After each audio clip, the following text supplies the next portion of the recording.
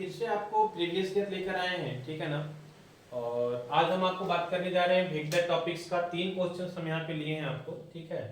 तीनों क्वेश्चन आपका 3 टाइप का है और हम कोशिश किए हैं कि हर एक टाइप का क्वेश्चन हम आपको डिस्कस कर दें। बाकी अगर इस टाइप का और भी क्वेश्चंस है तो आप खुद से कर लीजिए, ठीक है। कॉन्सेप्ट तो चेंज होगा नहीं, क्लियर। तो देखिए पहला क्वेश्चन जो हमारा है वो कोलिनियर से है। समझ में आ रही बात, क्या बोला जा रहा है क्वेश्चंस में। हम आपको अभी से लेकर के 4 तारीख तक प्रीवियस ईयर जितना हो पाएगा हम कोशिश करेंगे कि आपको सेंड कर दें, ठीक है ना। वेक्टर्स में पहला क्वेश्चन बोला जा रहा है कि फॉर व्हाट वैल्यू ऑफ ए, देखिए यहाँ पे वेक्टर ए है ना, ए आई है, तो बोल रहा है ए का वैल्यू कितना होगा सो दैट कि ये दोनों वेक्टर कैसा हो जाएगा, कोलिनियर हो जाएगा। समझ में आ रही बात। दो चीज समझना है कि कोलिनियर की जगह पे हमारा पैरेलल भी हो सकता है। समझ में आ रही बात है ना। तो हमारा कोलिनियर हो सकता है या क्या हो सकता है, पैरेलल, ठीक है। इस चीज को ध्यान दीजिएगा। दोनों कंडीशन में कॉन्सेप्ट सेम यूज होगा। कॉन्सेप्ट बड़ा सिंपल है, कुछ नहीं है। देखिए क्या करना होता है, सॉल्यूशन हम कर रहे हैं क्वेश्चन नंबर फर्स्ट का, ठीक है। हम क्या बोल रहे हैं कि ये जो हम बता रहे हैं मेथड वो दोनों के लिए यूज होगा, कोलिनियर रहेगा तो भी और पैरेलल रहेगा तो भी, ठीक है। हमारे पास दो वेक्टर है, एक वेक्टर ए है और एक वेक्टर ए है, दो वेक्टर है। समझ में आ रही बात। करना क्या है कि कोई भी एक वेक्टर को दूसरे वेक्टर के साथ इक्वल करके एक स्केलर क्वांटिटी से मल्टीप्लाई करना है। समझ में आ रही बात। जैसे कहने का मतलब है कि हमारे पास दो वेक्टर है, वेक्टर ए है और वेक्टर बी है, दो वेक्टर है हमारे पास, ठीक है।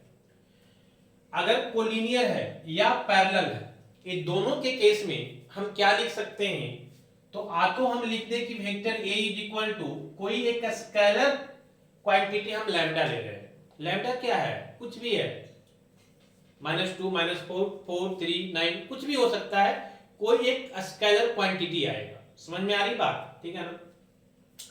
तो लैम्डा हमारा एक स्केलर क्वांटिटी है, इसको हम क्या करेंगे, वेक्टर बी से मल्टीप्लाई कर देंगे, दैट्स ऑल।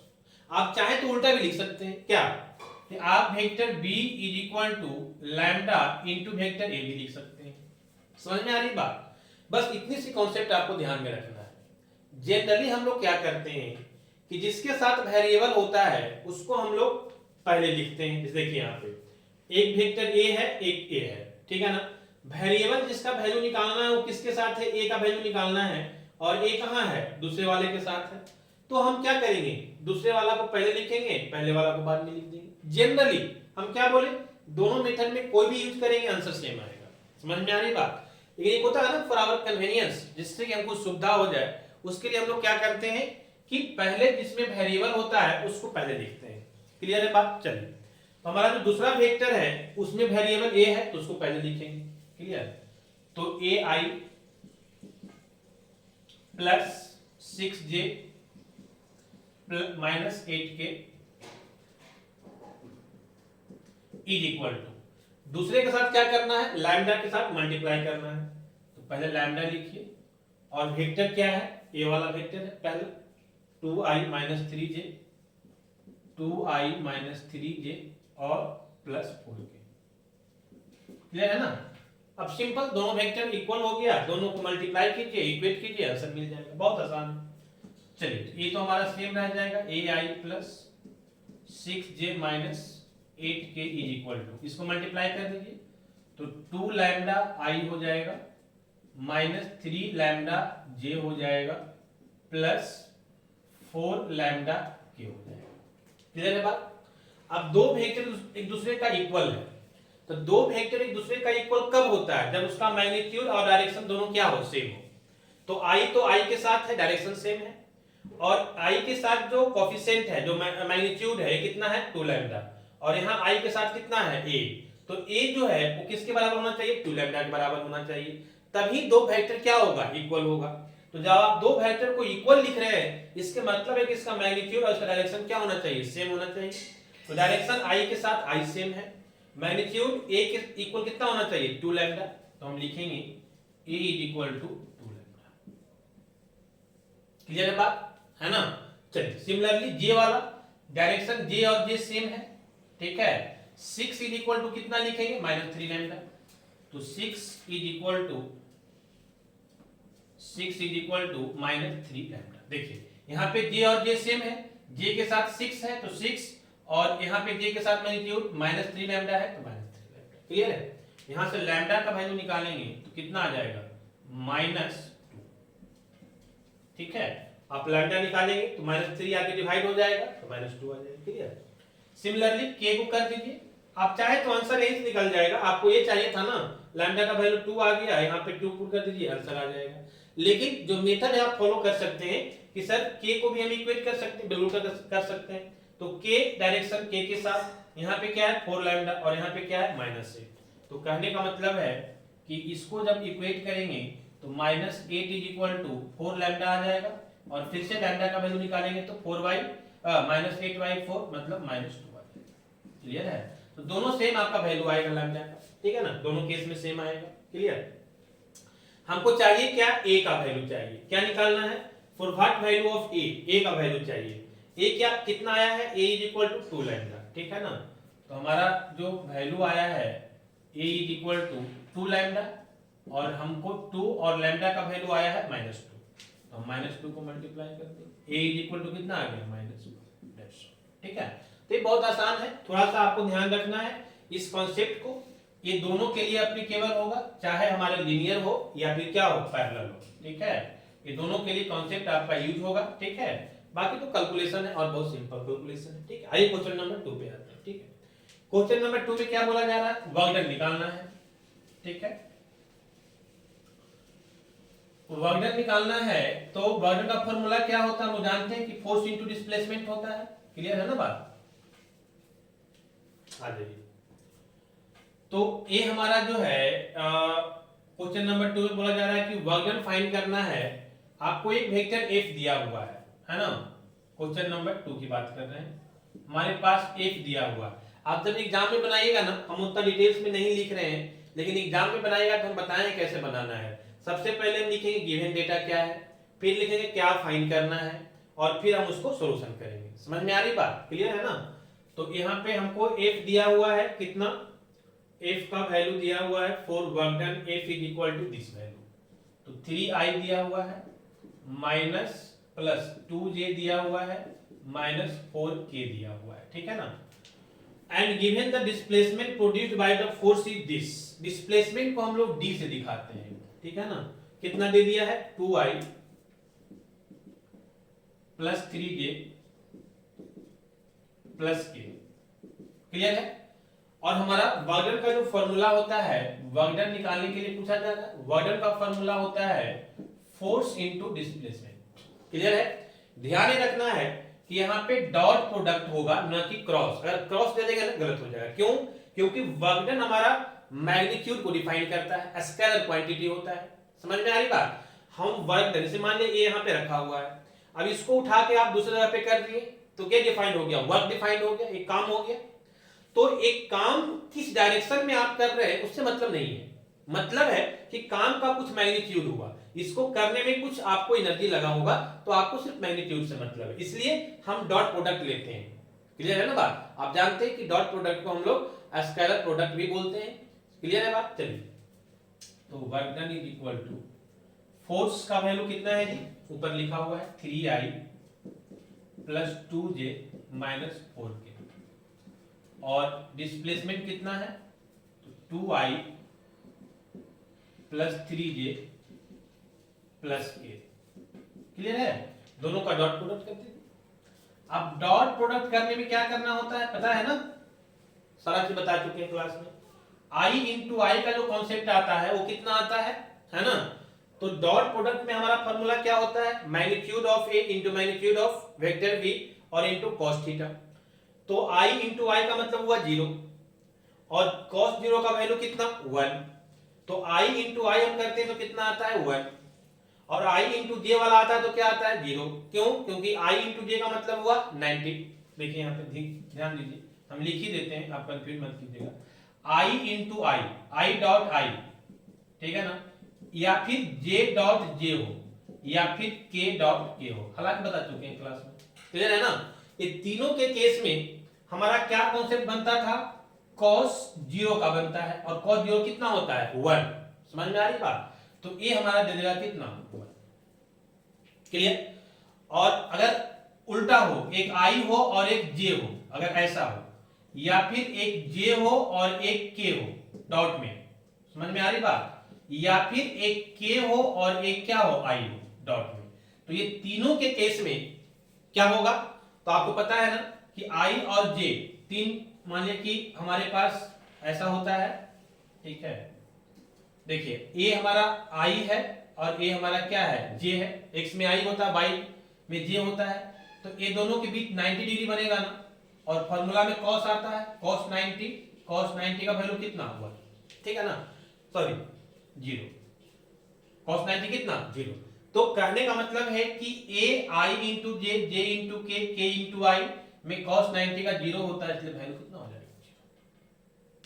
क्लियर है बात? चलिए आज आप इसको यूज करते हुए आप इसका निकाल दीजिए बर्गर। देखिए तो i इंटू आई वाला कितना होता है 1, तो i इंटू आई तो 1 हो जाएगा, और 3 इंटू 2 कितना हो जाएगा, तो 3 इंटू 2, और i इंटू आई कितना 1, तो इंटू 1 करे या ना करे बात बराबर है, तो 3 इंटू 2 हो गया। क्लियर? फिर प्लस, फिर कितना करना है, तो i इंटू आई हो गया, i इंटू जे तो 0 हो जाएगा, i इंटू जे और i इंटू के ये दोनों 0 होगा। समझ में आ रही बात? तो i इंटू आई वाला हमारा डिफाइन हो गया, i इंटू जे वाला 0 और i इंटू के वाला भी 0। समझ में आ रही बात? काम खत्म पहला का। दूसरा का क्या करेंगे, तो देखो यहाँ पे 2j को क्या करना है 2i से करना है। पहले एक को उठाओ और तीनों के साथ मल्टीप्लाई कर दो, फिर दूसरे को उठाओ तीनों के साथ मल्टीप्लाई कर दो, फिर तीसरे को उठाओ और तीनों के साथ मल्टीप्लाई कर दो। यही कॉन्सेप्ट है ना। चलिए साथ में ये ध्यान रखना है, तो हम पहला को उठाएं और i को i के साथ किए, तो i इंटू आई हमारा 1 दे देता है, और 2 इंटू 3, तो 2 इंटू 3 इंटू 1, 2 इंटू 3 होगा 6। क्लियर है? फिर हम क्या किए, i को j के साथ किए, तो i इंटू जे तो 0 देता है, तो 0 हो गया पूरा। फिर i इंटू के भी 0 देगा, वो भी 0 हो गया। अब इसको उठाएंगे, 2 को पहले करेंगे j इंटू आई, फिर j इंटू आई आ गया, j इंटू आई फिर से 0, फिर j इंटू जे यहां मिलेगा, क्योंकि j इंटू जे क्या होता है 1 होता है, तो j इंटू जे, तो इसका कोएफिशिएंट कितना है 2 और j का 3, तो फिर से 2 इंटू कितना आ जाएगा 3, और j इंटू जे कितना हो जाएगा 1, तो 1 को हम नहीं लिखते हैं क्योंकि 1 से मल्टीप्लाई करेंगे वैल्यू सेम आएगा। क्लियर है ना बात? चलिए, और a हो गया हमारा, फिर हम j को k के साथ करेंगे, तो j इंटू के क्या दे देगा 0, तो 0 हो गया। चलिए, फिर k को i के साथ करेंगे, तो k इंटू आई फिर से 0, फिर k को j के साथ करेंगे, तो k इंटू जे फिर से 0, k को k के साथ करेंगे, तो k को k के साथ करेंगे तो 1 मिलेगा, है ना। तो मैग्नीट्यूड कितना है -4 इंटू प्लस, सब में प्लस दीजिएगा, -4 इंटू 1, और k इंटू के भी तो 1 आएगा, तो बात उतना ही। तो वर्क डन हमारा कितना हो गया 6, यहाँ भी 3 इंटू 2 6 और -4, तो work done is equal to 12 -4 that is equal to, है ना 8। ठीक है, तो हमारा वर्क डन आ गया 8। क्या आएगा, अगर कुछ नहीं दिया है तो सिर्फ यूनिट लिख दीजिए 8 यूनिट्स। ठीक है, ऐसे तो वर्क डन का यूनिट जूल किलो जूल होता है, लेकिन वो फिजिक्स में होता है। यहाँ पे कुछ हमको नहीं दिया है तो सीधे हम यूनिट्स लिख देंगे कि भाई जो भी है इतना यूनिट्स आएगा। क्लियर है बात? बहुत आसान है। क्वेश्चन नंबर 2 भी। आइए question number 3। Clear? Question number 3 में क्या बोला जा रहा है, मोमेंट निकालना है। जिस तरह यहाँ पे वर्क डन निकालना था, वहां पे क्या निकालना है, मोमेंट निकालना है। ध्यान दीजिए कैसे निकालेंगे। हमारे पास 3 वैल्यू वहां पे दिया हुआ है। क्या क्या दिया हुआ है देखिए मोमेंट में। सबसे पहले बोला जा रहा है कि थोड़ा सा क्वेश्चन को ट्विस्ट करके पूछा है, डायरेक्ट नहीं बोला है कि मोमेंट निकालिए, बोल रहा है कि मोमेंट का वैल्यू इतना होना चाहिए, ये शो कीजिए, प्रूफ कीजिए, है ना। बोला so that the moment of force this acting on point this about the point this is equal to this. Clear है?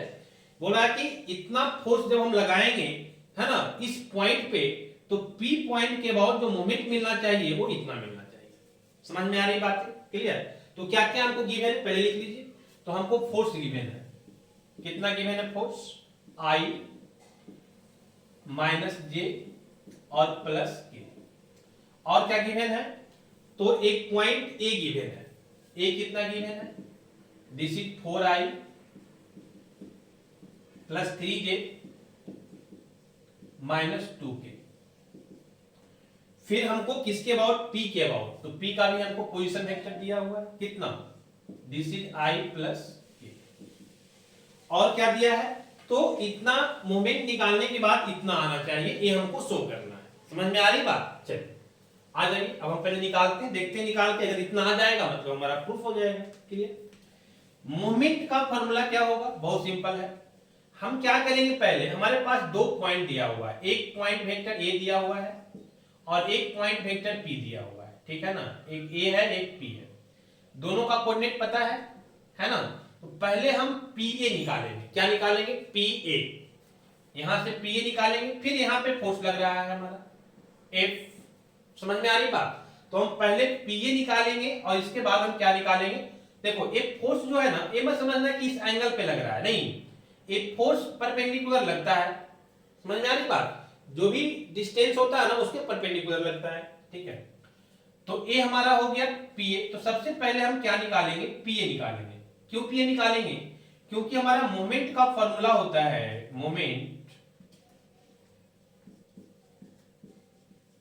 Moment of force F about point P. Point P के about moment के कारण जो force होगा, है ना, that will be equal to P A और into force. समझ में आ रही बात, है ना, बहुत आसान है, पी ए इंटू फोर्स।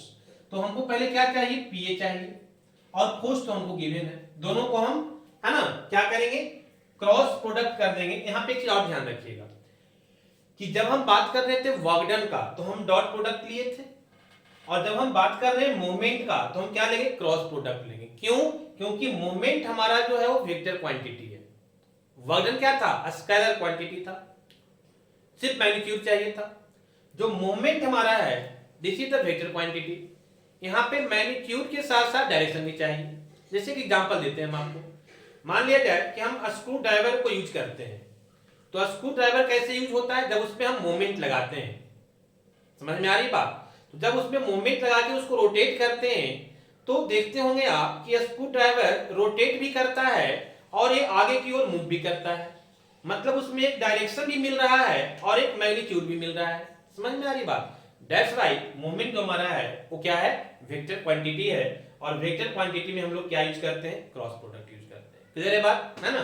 चलिए तो आ जाइए, अब हमको क्या चाहिए, ये तो फार्मूला हो गया P A into A. P A पहले निकालना पड़ेगा हमको। पी ए कैसे निकालेंगे, तो निकालिए पहले पी ए निकालिए, दोनों का कोऑर्डिनेट दिया हुआ। अगर हम पी ए निकालेंगे, वेक्टर पी ए निकालेंगे, तो हम बताए भी थे कि तरीका याद रखिएगा कि p माइनस ए नहीं करेंगे, a माइनस पी करेंगे। समझ में आ रही बात। तो पहले हमारा हो जाएगा वेक्टर a और माइनस वेक्टर p, ठीक है ना। तो a का वैल्यू कितना है बताइए। आप चाहे तो डायरेक्ट यहीं से माइनस कर दीजिए या फिर लिख लीजिए एक बार, है ना। 4i है प्लस 3j है माइनस 2k है a का वैल्यू और माइनस, ठीक है ना, p का वैल्यू कितना है i प्लस k। क्लियर है बात। तो दोनों को सब्ट्रैक्ट कर दीजिए, pa का वैल्यू मिल जाएगा। तो 4 माइनस 1, यहाँ 4i है, यहाँ पे माइनस 1i, तो 3i बचेगा। फिर प्लस 3j, j और यहाँ पे j तो है ही नहीं, j नहीं है मतलब j का वैल्यू 0 है ना। तो j का मैग्नीट्यूड कितना 0, तो 3 माइनस 0 करेंगे तो 3 ही बचेगा, तो 3j, ठीक है। फिर कितना हो जाएगा, तो ये हमारा -2 है और यहाँ पे कितना करेंगे -1, यहाँ -1 है तो -2 और यहाँ k के साथ कितना है 1 है, तो -2 और -1 -3 k है तो k। चलो दिस इज द pa। समझ में आ रही बात। अब pa निकल गया तो कुछ करना ही नहीं है, pa इंटू फोर्स कर दो काम हो जाएगा, है ना। आ जाइए यहाँ पे,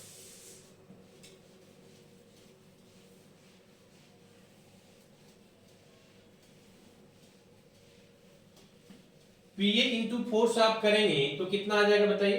तो मोमेंट ऑफ फोर्स एफ किसके अबाउट पॉइंट पी। समझ में आ रही बात। आप चाहे तो लिख दीजिए about point vector P is equal to कितना आ जाएगा। तो आपको क्या करना है, पी ए और इंटू एम करना है, क्रॉस प्रोडक्ट। क्लियर है ना। क्यों करते हैं क्रॉस प्रोडक्ट बताए हैं हम आपको। क्लियर कर दीजिए। पीए का वैल्यू कितना है बताइए, अभी आया है पीए का वैल्यू, है ना। तो पीए का वैल्यू है 3i plus 3j minus 3k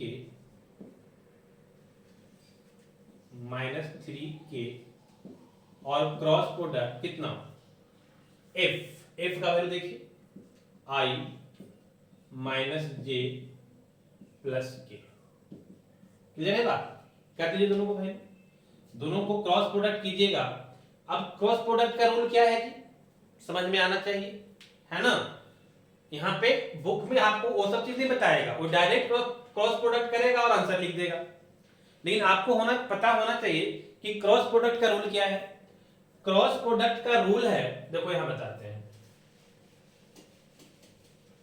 हालांकि हम क्लास में बताए हैं, लेकिन जो बच्चा क्लास नहीं किया है वो भी यहां से समझ सकता है अगर समझना चाहे तो।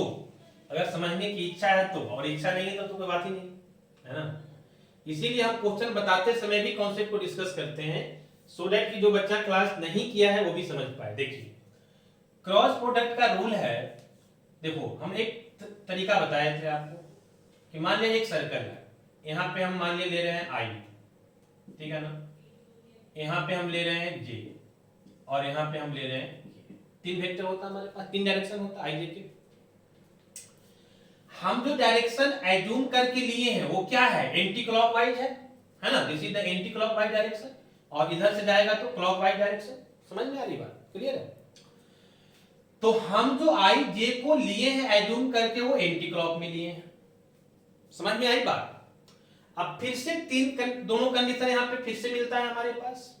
एक तो आई इंटू आई का कंडीशन आएगा, फिर है ना जे इंटू जे का आएगा। पहले आई इंटू जे वाला लिख लो, है ना। चीजें सेम ही होता है, लेकिन आई इंटू जे वाला लिखोगे ना तो पहले आसान होगा। देखो क्या समझ लो मेरी बात को। फॉर्मूला क्या होता है क्रॉस प्रोडक्ट में, vector A cross vector B, magnitude of vector A into magnitude of vector B into sine theta और इंटू डायरेक्शन, है ना, एन का। समझ में आ रही बात, क्योंकि हम वेक्टर क्वांटिटी ले रहे हैं ना, क्रॉस प्रोडक्ट, इसलिए डायरेक्शन देंगे एन का। क्लियर है। साइन थीटा होता है, क्लियर। तो अगर हम आई इंटू आई लेंगे, बात समझ में आ रही है। देखो यहां पे आई इंटू आई या जे इंटू जे, जे इंटू जे या के इंटू के, के इंटू के, कहने का मतलब सेम सेम वाला। सिंपल सिंपल नहीं बोल सकते हैं कि सेम सेम वाला रहेगा तब क्या होगा। तो भाई देखो यहां पे ये हमारा आई है, ये हमारा जे है। समझ में आ रही बात, ये आई है तो आई इंटू आई मतलब एंगल कितना बन जाएगा, आई आई पे ही आ जाएगा, मतलब 0 डिग्री। और साइन 0 का वैल्यू कितना 0, तो साइन 0 का वैल्यू 0, तो ये 0 जब हो जाएगा एक क्वांटिटी तो 0 के साथ जितना मल्टीप्लाई करोगे सब 0 आ जाएगा। क्लियर है ना बात। इसके मतलब क्या हुआ कि ये सेम सेम वाला रहेगा, है ना, सॉरी डॉट नहीं क्रॉस। क्लियर है ना, आई क्रॉस आई, जे क्रॉस के और के क्रॉस के। एक डॉट क्रॉस प्रोडक्ट में क्या दे देगा वैल्यू 0 दे देगा। क्यों 0 देता है समझ में आया, क्योंकि साइन थीटा होता है और आई इंटू आई का मतलब थीटा कितना 0 डिग्री और साइन 0 कितना होता है 0, तो 0 को किसी भी वैल्यू से मल्टीप्लाई करेंगे 0 दे देगा। तो जब भी सेम सेम वाला रहेगा क्रॉस प्रोडक्ट में मतलब क्या 0, काम खत्म फिनिश। हाँ अब आइए जब सेम सेम वाला नहीं है तो, क्लियर। अब क्या करेंगे ध्यान दो, जब सेम सेम वाला नहीं है तो देखो क्या होगा, ध्यान दो। अगर हमारे पास i इंटू जे है, क्या है i इंटू जे है, तो क्या मिलेगा k मिलेगा। क्लियर है। अगर देखो यहां पे ध्यान दो, हम इस तरह से मूव किए हैं ना, तो तो आप मूव करते जाओ, आई इंटू जे है तो क्या बच गया के, तो के मिल जाएगा। समझ में आई बात?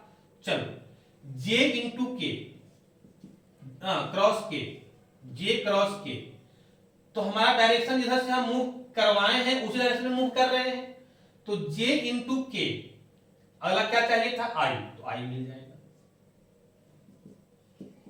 ठीक है ना। फिर आई इंटू जे है ना, और जे इंटू के, दो तो हो गया, के इंटू आई फिर से सेम डायरेक्शन में मिल रहा है, के क्रॉस आई क्या मिल जाएगा, तो के और आई के बाद क्या है जे, तो जे मिल जाएगा। समझ में आई बात?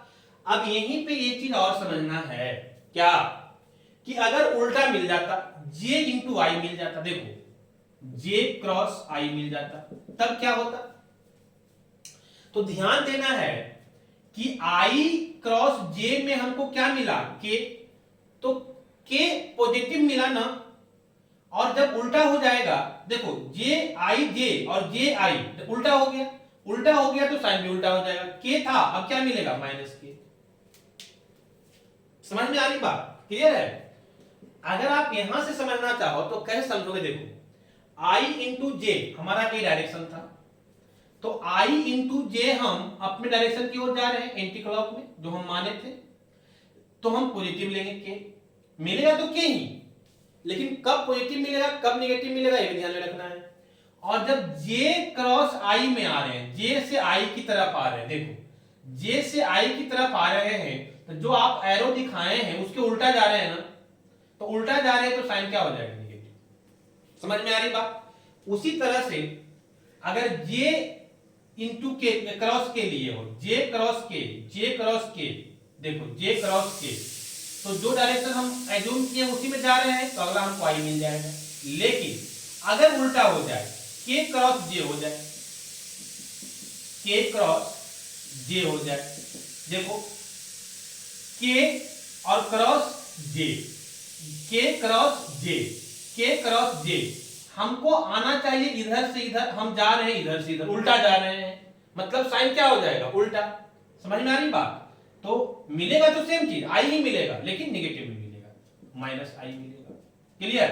उसी तरह से के इंटू आई, के इंटू आई हमारा सेम डायरेक्शन है तो पॉजिटिव मिला है ना, और आई क्रॉस के आ जाएगा तो आई क्रॉस के है ना। देखो आई कहां है, दिस, देखो के यहां है, तो आई से के की ओर आ रहे हो, उल्टा आ रहे हो ना, तुमको इधर जाना चाहिए था तुम इधर आ रहे हो, फिर से माइनस क्या है।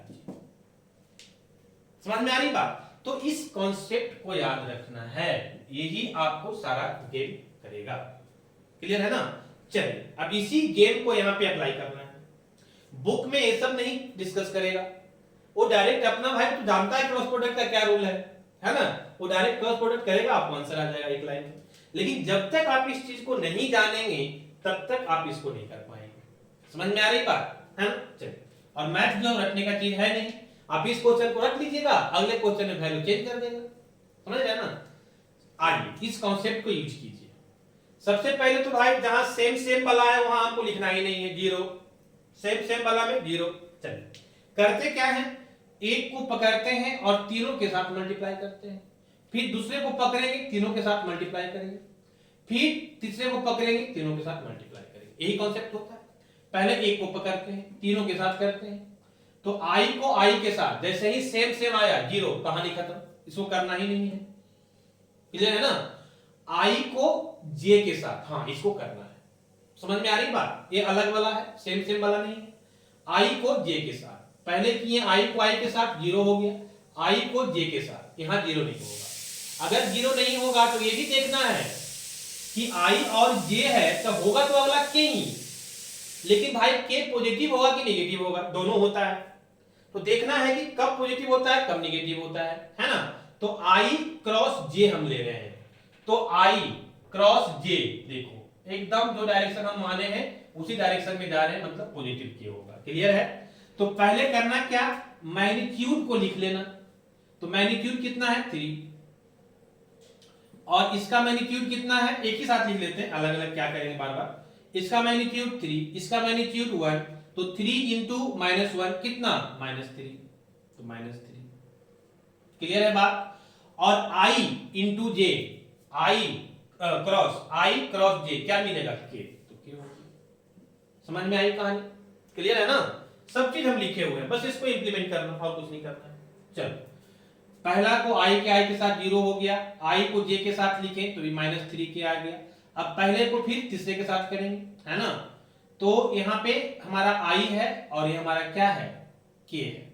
तो पहले मैग्नीट्यूड लिख लेना प्लस दे करके, मैग्नीट्यूड कितना है 3, तो 3, और इसका मैग्नीट्यूड कितना 1, तो 3 इंटू 1 तो 3 ही होगा। समझ में आ रही बात, क्लियर? आप देखेंगे कि आई इंटू के है, तो आई इंटू के देख लो आकर के यहाँ पे, आई इंटू के कहां पे है, आई इंटू के क्या मिलेगा -j। कैसे मिलेगा बता चुके हैं, बार बार में बताएंगे। तो ए हमारा हो जाएगा -j। कहानी खत्म। आ जाइए, पहला तो तीनों के साथ हो गया, अब दूसरा को पकड़िए, फिर तीनों के साथ मल्टीप्लाई कीजिए। पहला j और i है, 0 तो नहीं होगा, सेम नहीं है, j है और i है। तो पहले क्या करते हैं, मैग्नीट्यूड को लिखते हैं, तो प्लस देके मैग्नीट्यूड को लिख लो। तो यहां 3 है, यहां मैग्नीट्यूड 1 है, तो 3 इंटू 1 कितना 3।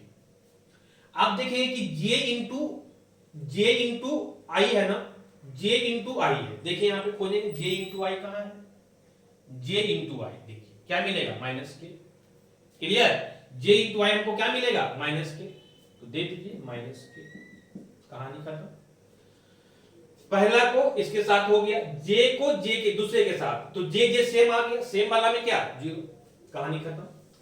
फिर j को k के साथ, तो पहले मैग्नीट्यूड को लिखते हैं प्लस देके, मैग्नीट्यूड 3 है, यहां 1 है, 3 इंटू 1 फिर से 3, और j क्रॉस k है, खोजेंगे j क्रॉस k कितना +i हो गया।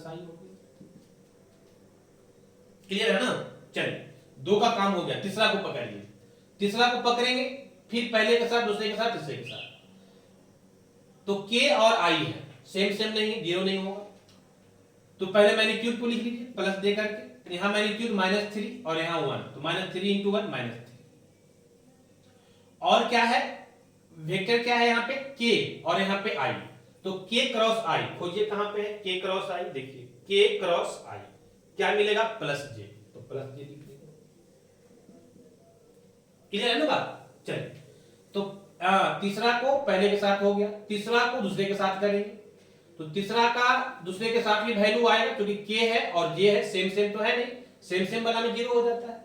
चलिए, तो पहले मैग्नीट्यूड को लिख देंगे प्लस देकर के, इसका मैग्नीट्यूड -3 और इसका मैग्नीट्यूड कितना -1, तो -3 इंटू -1 कितना +3 हो गया। फिर क्रॉस किसमें करना है, k क्रॉस j खोजेंगे, k क्रॉस j कहां है जी, k क्रॉस j क्या आ गया -i, ठीक है ना? फिर k को सेम है ना, k से साथ करेंगे तो 0। कहानी खत्म। बस सॉल्व कर दीजिए, आपका काम हो जाएगा। कितना आ जाएगा, a आ जाएगा -3k, इसको कीजिएगा तो प्लस इंटू माइनस -3j, इसको कीजिएगा तो प्लस इंटू माइनस -3k,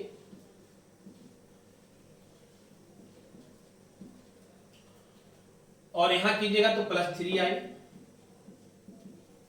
यहां कीजिएगा -3j, है ना? ये प्लस इंटू माइनस हो जाएगा, है ना? तो -3j, यहां पे प्लस इंटू माइनस कितना 3। समझ में आ रही बात? चलिए देखिए यहां पे +3i -3i, ये तो i वाला कैंसिल हो गया, है ना? i वाला दोनों कैंसिल हो गया हमारा, ठीक है? आइए j वाला में आइए, तो j वाला में -3j यहां भी है, -3j यहां भी है, is equal to -6j। k वाला में आ जाइए, -3k, ये भी कितना -6, ठीक है? तो मोमेंट का वैल्यू हमारा कितना आ गया, दिस, यही तो लाना था, है ना? तो ये हमारा that will be equal to proof हो गया। शो कर दिए कि भाई मोमेंट का जो वैल्यू हम निकाले, जितना वो बोल रहा था कि आना चाहिए, उतना ही मेरा वैल्यू आ गया, है ना? इसके मतलब हुआ कि हमारा जो कैलकुलेशन है वो शो आउट हो गया, है ना? प्रूफ हो गया कि हमारा वैल्यू सेम आ रहा है। क्लियर? कंक्लूजन पॉइंट क्या है, 2-3 पॉइंट है जिसको ध्यान रखना। देखो 4 तरह के क्वेश्चन यहां बता दिए, 3 क्वेश्चन बताए हैं लेकिन 4 तरह का। एक तो कोलिनियर और पैरेलल एक ही जैसा, तीसरा वर्जन का, और चौथा मोमेंट का। ये 4 टाइप का क्वेश्चन आपका यहाँ पे कवर हो गया है। क्लियर है? ध्यान रखने वाली बात क्या है कि हम जब कोलिनियर हो या पैरेलल हो, तो हम क्या करेंगे कि एक वेक्टर को दूसरे वेक्टर के साथ इक्वल करके लैम्डा जो स्केलर क्वांटिटी होता है उससे मल्टीप्लाई कर देंगे, सॉल्व करेंगे, we will get the answer. Clear है? वॉल्टर में क्या करना है कि फोर्स डॉट डिस्प्लेसमेंट लिखना है, क्योंकि स्केलर है इसलिए क्रॉस नहीं देंगे। मोमेंट में क्या करना है कि पीए क्रॉस इनटू एफ लिखेंगे, क्योंकि वेक्टर क्वांटिटी है इसलिए क्रॉस लिखेंगे। क्लियर है? तो ये सब पॉइंट है जहां पे ध्यान रखना है। बाकी ये सब चीज आप समझते हैं, पहले भी बताए हैं, फिर से हम बता दिए हैं। आप यहाँ पे इसको देख करके बना लीजिएगा, कोई प्रॉब्लम नहीं होगा। और इसी तरह से हम 4 तारीख तक आपको हम प्रीवियस ईयर ही डालेंगे सारा का सारा, है ना, हर रोज हम आपको डालेंगे। ठीक है, आप इसको, है ना, थोड़ा सा ध्यान से बनाइएगा, प्रैक्टिस कीजिएगा, है ना, और जितना ज्यादा हो सके, अभी एग्जाम का टाइम है, सारा बच्चा का रिक्वायरमेंट है, आप इसको शेयर कीजिए, है ना, और लाइक एंड कमेंट कीजिए। ओके।